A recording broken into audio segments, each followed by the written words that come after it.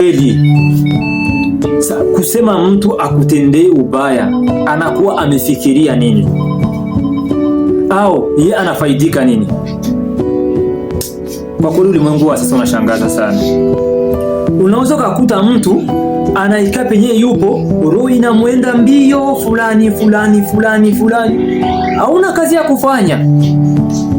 Tafuta basi hata mtaji hata wa faranga 10,000, uchuze karanga barabarani, chuza maembe, choma mahindi, ila mkutana mtu ameikaa tu roho wasiwasi. Kwa nini fulani iko hivi? Kwa nini fulani anafanya hivi? Tuacheni fitna na usda. Kila mtu Mungu anampa kwa wakati. Hamna binadamu hapa duniani anayejiteremshia riziki. Kila mtu anapewa kwa wakati. Sasa tunawaombeni, usda haina maana yoyote, fitna haina maana yoyote. Acheni kuhusudu watoto wa wenzenu. Acheni kuhusudu watoto wa wenzenu, waache na wenyewe wafanikiwe. Waotana mtu anakesha usiku na mchana, yetu iko na fulani, iko na fulani. Vitu gani?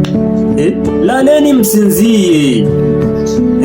Waotana watu wamekaa wamepauka watakati, kisa ni kukesha usiku mzima macho, wanamfikiria fulani fulani. Utapata siku gani afya nzuri utakate basi? Acheni hizo tabia. Mbona watoto wenu amuwaikali juu watoto mwenzako tu?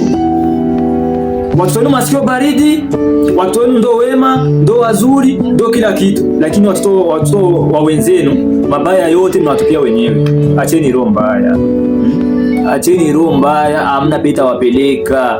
Hiyo baya wenu mtauacha ni hapa duniani, hamtaenda nao, na huko mbele mtauulizwa.